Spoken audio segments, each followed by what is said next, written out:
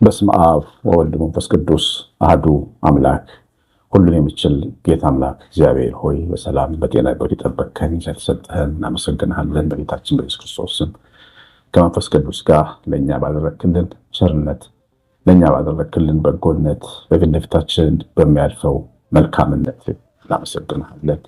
የአባቶቻችን አምላክ የእኛም ልጆቻችንም አምላክ እግዚአብሔር ሆይ ለዚህ ትውልድ አቤቱ ጥበብን እንድትሰጥ ለእኛይቱ ጥበብ እንድትሰጥ ማሰብ እንዲችል መስራት እንዲችል ከጦርነት ይልቅ ሰላምን፣ ፍቅርን፣ በጎ ሕሊና፣ ትጋት፣ ስራ፣ መንፈሳዊነትን፣ እግዚአብሔርና ሰውን ማክበርን የተሞላ የመንፈስ ጥበብ እንድትሰጠን የትጋትን መንፈስ የኢትዮጵያ ወጣቶች እንድትሰጥ የኤርትራ ወጣቶች እንድትሰጥ ለሽማግሌዎችም ለሕፃናትም ጥበብ እንድትሰጥ የዓለም ክፉ ጥበብ እንዳያሸንፋቸው የሚሻረው ጥበብ እንዳይረታቸው መንፈሳዊና ሰማያዊ ጥበብ እንድትሰጠን እንለምንሃለን። አቤቱ በጌታችን በኢየሱስ ክርስቶስ ስም ለአብ መንፈስ ቅዱስ ለአንተ ምስጋና ይገባሃል፣ ዛሬም ዘወትርም ለዘላለም አሜን። ተወዳችሁ ብሩካን እግዚአብሔር ልጆች እንደምቆያችሁ ሁሉን የሚችል አምላክ ክብር ምስጋና ይገባዋል። እንግዲህ ባለፈው ጾማችንን ስንጀምር ሁለተኛው ሳምንት ላይ ለታመሙ ሰዎች በቤተሰብ እንደዚሁ ጸሎት አድርገን ነበር። በቀጥታ ስርጭትም እንዲሁ ያንዳንዳችንም ስናስብ ነበረ እና የተለያዩ ምስክርነቶች እየላካችሁልኝ ነው። እግዚአብሔርን አመሰግናለሁ። የሚፈውስ አምላክ ሰማይ ላይ እንዳለ ጥርጥር የለም። ስራው ድንቅ ነው። አንዴ ትንሽ ሕፃን ልጅ መገላበጥ መቀመጥ የማይችል ልጅ ነበረ እና በጸሎቱ የታሰበ ነበር። እግዚአብሔር ይመስገን አሁን መገላበጥና መቀመጥ ችለዋል ብላ አንዲት እናት ቮይስ ሜል ልካልኛለች።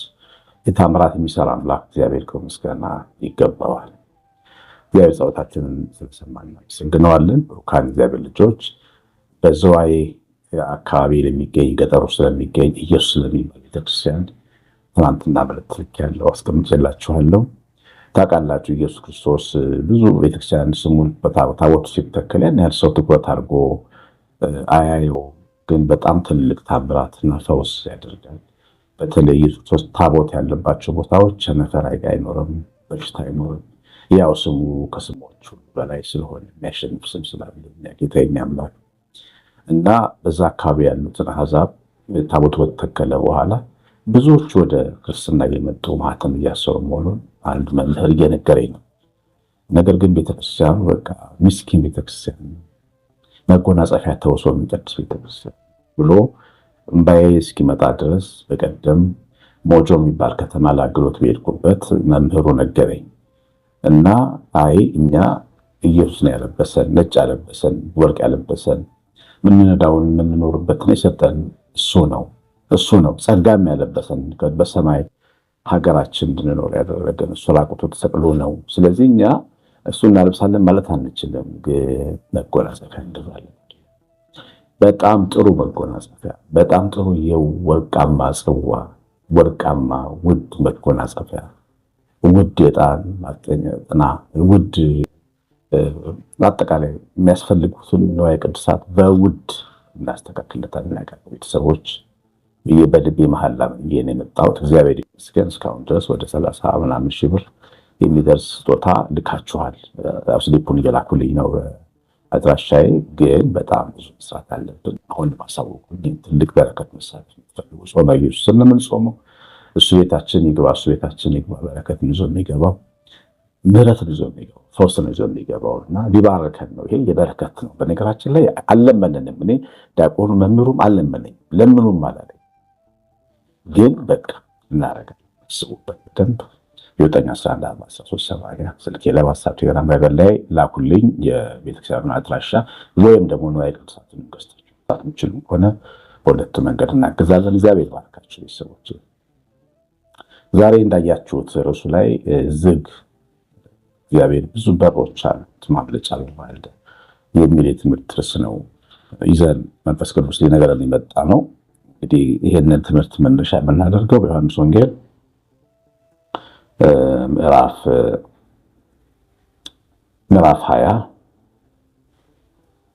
ከቁጥር 19 ጀምሮ እንዲህ ይላል።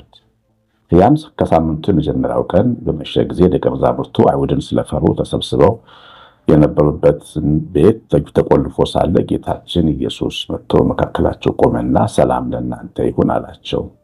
ይህን ብሎ እጆቹን ጎኑን አሳያቸው። ደቀ መዛሙርቱም ጌታችንን ባዩት ጊዜ ደስ አላቸው። አሁን ጌታ ከትንሣኤ በኋላ መነሳቱ ያወዛገባቸው ነበር። ቀድሞ የታየው ለሴቶች ለእናቶች ለማርያም ነው። በኋላ እነ ስምዖን ጴጥሮስ፣ በኋላ እነ ቀለዮጳ፣ እነ ሉቃስ፣ በኋላ ደግሞ እንደገና በዚህ ዳግመ ትንሣኤ በምንለው በሳምንቱ ተሰብስበው ሳለ ፈርተው ደጆችን ዘግተው ነበር እና ደጅ ከውጭ የሚገባ ነገርን ለመከላከል የሚያስፈሩ ነገሮችን ለመደበቅ ደጅ ዘግተው ነበረ ጊዜ ጌታችን በመካከላቸው መገኘቱን ይነግረናል መጽሐፍ። ደጆች አልከፈተም፣ ግን ዝም ብሎ ነው የገባው ደጁ ሳይከፈት። እና ምንድን ነው ይሄ የሚያስተምረን? እኛ የምናመልከው ጌታ ቤታችን ድረስ በር ከፍቶ አንኳኩቶ ሊገባ ይችላል። ከደጅ ቆሜ በር አንኳኳለሁ፣ ማንም ቢከፍትልኝ እና ፈቃደኛ ግን ደርሱ እገባለሁ ከእርሱ ጋር ብሏል አለ ጌታ። ያንኳኳል። ደግሞም እንደገና ደጅ ላይ ዝግም እንኳ ቢሆን ከባድ ሁኔታ ውስጥ እንኳን መኖር ማለት ዝግም እንኳን ቢሆን ደግሞ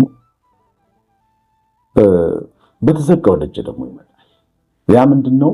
አንዳንድ የኛ ጉልበትና አቅም ባጣን ጊዜ በር ለመክፈት እንኳን ከባጣን ጊዜ ብቻችንን በሆንን ጊዜ ደጅ ከፍቶ የሚገባ መድኃኒት እንዳለ ግብፅ ሀገር ሄጄ በነበረ ጊዜ አንድ አባት የሚነግሩን ታሪክ ነበር ነው። ሴትየዋ በክርስቶስ በጣም የምታምን ነች። ጌታ ኢየሱስ ታምናለች። ካንሰር ይዟት አንድ ልጅ ነው ያላት። አንድ ልጇ ደግሞ እሷን ለመመገብ ሮጥ ባያለ ነው። እሷ ግን ጠዋትና ማታ ጌታዬ መድኃኒቴ ኢየሱስ የዳዊት ልጅ ማረኝ ብላ ምትጸልያለች። እና ልጇ ስራ ለመስራት እሷን አጥቦ አስተኝቶ በደንብ አስተካክሎ በተኝ ማየ ብሎ እሱ ሄደ ስራ በሩን ዘግቶ የሚሄድ። ከዛ በዝግ ቤት ውስጥ አንድ ትልቅ ብርሃን በራላት እና ብርሃን ሲበራላት ማታውቀው ደስታና ስሜት ውስጥ ትገባለች። ከዛ በብርሃን የተሞላ እጅ እንደነካት እንዳከማት፣ ከዛ በኋላ ስትነሳ በሽታዋ ቁስሏ ሁሉ ጤናዋ ሁሉ ጠፍቶ ጤነኛ ሆና ካልጋዋ ወርዳ ልጇን ጠበቀችው። እኔ ወላችሁ የጌታችን ክርስቶስን ማዳኝነት እሱ ራሱ መቀጣ መጥቶ ያድናል ወይም ቅዱሳን ልኮ ያድናል። ግን ይወላችሁ በሱ አለነፋ ሊገረም ግን ብቻችንን ሆነን መምጣት ነው የሚገርመው። በዝግ ቤታችን ውስጥ ተቀምጠን አሁን ይህን ታሪክ ያነሳሁላችሁ በዝግ ቤት ውስጥ ነው የገባው፣ ማንም በሌለበት ልጇ እንኳን ስራ ቤት እና አንዳንድ ጊዜ የተቆለፉ ደጆች ከፊት ለፊታችን ሊገጥሙን ይችላል። በቃ አስበነው ምንም ወጫ ማናገኝላቸው ጉዳዮች ከፊት ለፊታችን ይመጣሉ። ጉዳዮቹ በጣም ኃይለኛ ሊሆኑ ይችላሉ። ግን በጣም የሚገርማችሁ በማይታሰብ መንገድ ቀላል በሆነ መንገድ ደግሞ በእግዚአብሔር እጅ ሲከፈቱ ደግሞ ይታያል። መጽሐፈ ነገሥትን ስታነቡ መጽሐፈ ነገሥት ካልዕ ምዕራፍ 3ን ስታነቡ የሞዓብ ንጉስ፣ ሞዓብ ማለት አሁን ጆርዳን የምትባል ሀገር የዛ ሀገር ንጉስ ነው እና የሞዓብ ንጉስ በእስራኤል ንጉስ በኢዮራም ላይ በነሳቱን ይናገር አልገብርም ብሎ እንደገና ደግሞ ሊዋጋው ብዙ ሰው አሰልፎ መጣ። አልተዘጋጀም። የኢዮራም ሳይዘጋጅ እሱ ዝርክርክ ሰው ነው። እግዚአብሔርን ትቶ አምላኩ ጣዖት የሆነለት ተስፋውን በምድር ቁሳቁሶች ላይ ያደረገ ተስፋ ቢስ ሰው ነበር። ግን በእንዲህ ሁኔታ ውስጥ እያለ እግዚአብሔር ሊያነቃ ይፈልግ የለ መጣበት የሞዓብ ንጉስ። ሞዓብ ደግሞ ተደራጅቷል በደንብ በዓላማ የእስራኤልን ንጉስ ቀጥቅጦ ዘርፎ ለመሄድ ነው። ሁኔታው በጣም ከባድ። በዛ ጊዜ እስራኤል ለሁለት ተከፍላ ነው። ደቡባዊቱ እስራኤል ይሁዳ ትባላለች። የይሁዳ ንጉስ ኢዮሳፍጥ ይባላል። የሰሜኑ ኢዮራም ይባላል። ኢዮራም ወደ ኢዮሳፍጥ ወደ ደቡቡ ንጉስ መልእክት ላከ አግዘኝ ብሎ። የደቡቡ ንጉስ ደግሞ በቀስት የሚታመን ሳይሆን በሕያው እግዚአብሔር የሚታመን ልበቅን ንጉስ ነበር ኢዮሳፍጥ። እግዚአብሔር ይዋጋል ብሎ የሚያምን ነበር እና በዛ ዘመን ደግሞ ነብይ ነበር እና ነብዩ ኤልሳ ነበር። እግዚአብሔር ኢዮሳፍጥን ተጠቀመበት ማለት ነው። ያኛው ኢዮራም በጣም ቅድም እንዳልኳችሁ ነው። መንገዱ ጣዖት ስለተከተለ በእግዚአብሔር ፊት አስነዋሪ ነበር። ግን አብሮት የቆመው አግዘኝ ያለው ግን ኢዮሳፍጥ እግዚአብሔርን የሚያውቅ ነበር። አንዳንዴ እኛ በጣም ደካሞች ሆነን እምዬ ማርያም አግዢኝ፣ ሚካኤል አግዘን ስንል ሰው ሞኝ ሊያደርገን ይችላል። በእምነት ከኛ እጅግ የበረቱ ቅዱሳን ወይም ደግሞ እግዚአብሔር የሚቆሙ መላእክት እኛን የሚያገለግሉ የሚያግዙ መዳንን እንድንወርስ የሚያገለግሉ መሆናቸውን ማወቅ ያስፈልጋል። እና ኢዮሳፍጥ እንኳን ተመልከቱ፣ ስጋ ለባሽ ሰው ኢዮራምን ለማገዝ ነው። ከዛ ምንድን ያደረገው? በገና ደርድሩ አለ። በገና ደርድሩ፣ ጦርነቱ ፊት ለፊት ማለት በገና ደርድሩ አለ። በገና መጣ። ከዛ በኋላ ኤልሳ ምን አለ? በጊዜው አሁንም በገና አምጡልኝ አለ ነቢዩ ኤልሳ። መጽሐፈ ነገሥት ካልዕ ምዕራፍ 3 ቁጥር 15 ላይ አሁንም ባለበገና አምጡልኝ አለ። ባለበገናው በተደረደረ የእግዚአብሔር እጅ በእርሱ ላይ መጣ። እንዲህም አለ፣ እግዚአብሔር እንዲህ ይላል፣ በዚህ ሸለቆ ጉድጓድ ቆፍሩ። እግዚአብሔር እንዲህ ይላል፣ ነፋስ አታዩም፣ ዝናብ አታዩም፣ ይህ ሸለቆ ግን ውሃ ይሞላል፣ እናንተም ከብቶቻችሁ ትጠጣላችሁ አለ። የሞዓብ ንጉሥ የውሃውን ምንጭ ዘግቶባቸው ሊገድላቸው ነበር። ነገር ግን ነቢዩ ኤልሳ እነዚህን ነገስታት ሲያግዝ፣ እግዚአብሔር ሲያግዛቸው በነቢዩ ኤልሳ በኩል መጀመሪያ በገና አምጡና ደርድሩ፣ ምስጋና። መቼም መፍትሄዎች ነው የሚፈልጉት። አንድ ችግር ሲገጥመን ቶሎ ወደ ዋና ቁም ነገር ነው የሚለን ሰው። እንዲያርግ እግዚአብሔር ተስፋ አርግ፣ ጸልይ ምናምን ስትሉት አንዳንድ ሰው አዎ ልክ ነው፣ ግን ወደ ዋና ጉዳይ ስ ምን ላርግ ይላል። ዋናው ጉዳይ ግን እግዚአብሔር ተስፋ ማድረግ ነው። ይህን ማወቅ ያስፈልጋል ሰዎች። እና የመስቀሉ ቃል ለሚጠፉት ሞኝነት እንደሚጠፉ ሰዎች እንዳናስብ፣ ሞኝ አድርገን ነው እንዳለ። አሁን ይህን ትልቅ ጦርነት ይህን ትልቅ ዝግ ደጅ ለመክፈት በገና ነው ኤልሳ ያነሳ። ምንድን ነው የሚያስተምረን መሰላችሁ? በተዘጋው ደጃችን ፊት መዝሙር መዘመር ነው። መዝሙር መዘመር በእምነት ዝም ብሎ በድርጊት ሳይሆን በእምነት። አንዳንዴ ከባባድ ጉዳዮችን ለማስፈጸም ስትወጡ የዘመራችሁት እግዚአብሔር ምሕረቱ ለዘላለም ነውና እያላችሁ ውጡ። እግዚአብሔር እረኛዬ ነው እያላችሁ ውጡ። እንደ እግዚአብሔር ማንም የለም እያላችሁ ውጡ። ክንድህ መጠፍ የሚልህ ማን ነው እያላችሁ ውጡ። በኃጢአተኛው ድንኳን ቅዱሱ ቆመሃል እያላችሁ ውጡ። እግዚአብሔር ፊት ለሰልፍ ስትወጡ በመዝሙር በበገና ውጡ። ተመስገን እያላችሁ ውጡ። እያለቀሳችሁ አትውጡ።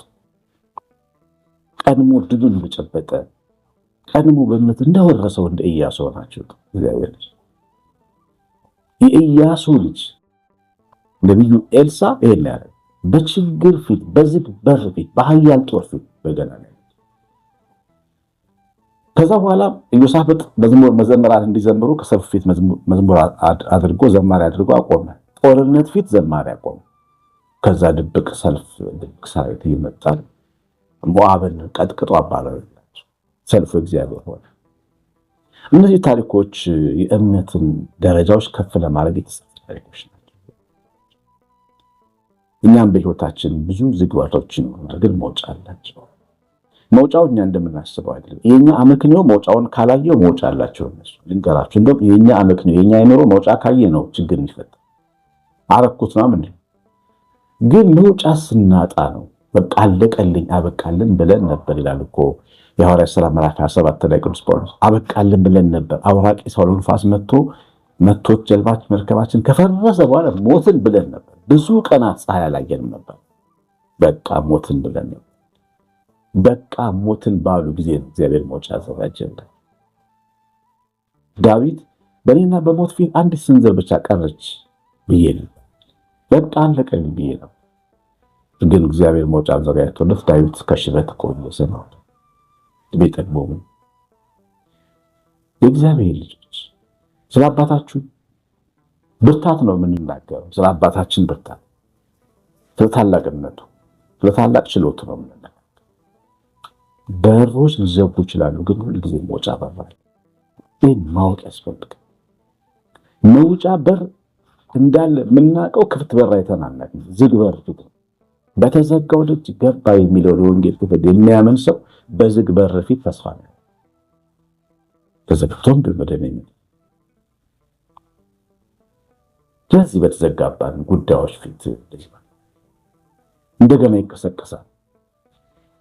እንደገና በጣም የሚገርም ታሪክ አስታውሳለሁ። አንዲት አገልጋይ ኢትዮጵያ ውስጥ ድል ይመጣላትና በጣም ችግረኛ አገልጋይ ነበረች እና በሕይወቷ በጣም ሰልፍ ያላት ልጆች አሏት። ቤተሰብ አላት። ግን በቃ እንትኑ ኤምባሲ ገብቶ ምን እንዳላሟሉ አይታወቅም፣ መለሷቸው። እና እሷ እግዚአብሔር እየዘመረች ለእግዚአብሔር መልካም ነገር የተናገረች የነበረች ልጅ ነች። አላቆመችም። እንደውም ማስታወሰው ማርቆስ ቤተክርስቲያን ሄዳ እንደ እግዚአብሔር ያለ ማንም የለም ብላ የጀመረችው ከተከለከለች በኋላ። መቼም እዛ ሀገር ትልቅ ነገር ነው አይደለም እያልኩ አይደለም፣ እንደዚህ እንዳታስቡ። ኤኒ ጉዳይ የትም ዲላ የሚሄድ ሰው፣ አስመራ የሚሄድ ሰው፣ የትም ሀገር ይሄድ፣ ግን ከጉዳዩ አንጻር ነው እንድታወቅ ፈልግ እና ከዛ በኋላ ይደወልላታል። ነይ ተብላ እንደገና ነይ ተብላ ጊዜ የተሰጣት ሰው ነች ያች ልጅ። በዝግ በር ፊት ነው የዘመረችው። አሁን በተባለ ሰዓት የዘመረችው በታመመን ሰዓት ከባድ ሕመም ፊት ቆመን መዘመር፣ ከባድ ውስብስብ ችግር ውስጥ ቆመን መዘመር፣ ከባድ ዕዳ ውስጥ ሆነን ቆመን መዘመር። ተመስገን ምሕረቱ ለዘላለም ነው ማለት ደግሞ የእውነት እሱ መለማመድ አለብን። እናሸንፈዋለን ችግሮቻችን። ውስብስብ ነገር ውስጥ ቆመን መዘመር፣ ኃጢአተኞች ሆነን ሳለ ብርቱ ክስ ውስጣችን እየወደቀብን ግን ቆመን መዘመር ምሕረቱ ለዘላለም ነውና እንቆማለን። በሁሉም ሁኔታ ውስጥ ዝግ በር ውስጥ ያለን ሰዎች መውጫ እንዳለው እግዚአብሔር ማመን አለብን። መውጫው በሩ እሱ እግዚአብሔር እንጂ በሩ አይደለም። አንዳንድ በር መውጫ ላይ ከበር እንደወጡ የሚወድቁ ሰዎች መውጫ ግን ይሰማል። መኖሪያም ደጅም እሱ ነው። ይኸውላችሁ እኔ ይኸውላችሁ የበጎች በር ነኝ ይላል የሚለው በሩ እሱ ነው። በራችን አይደለም የሚያስገባን የሚያስወጣ የሕይወት ዋስትና የመመላለስ አምላክ ነው። እኛ ገብተን የምንወጣው እሱ ስላለ ነው። እኛ በራችን ደጃችን አይደለም ከፍቶ የሚያስገባን እና ይህን ትልቅ እውነት ይህን ትልቅ ሐሳብ መረዳት ይገባል። እግዚአብሔር ልጆች ምን ለተባላችሁ ጻፉልኝ፣ ኮሜንት አድርጎ የጌታችንን ኢየሱስ ክርስቶስን ታቦት አትርሱ። መሳሰቢያ እግዚአብሔር ቸርነት የእናታችን ቤታችን ረድኤት በረከት የምላት ጥበቃ አብሮን ይሁን። የጌታችን አምላካችን የክርስቶስ ብርሃን ቤታችን ይሙላ። ቀሲስ አሸናፊ ገብረማርያም ነኝ። ሰላም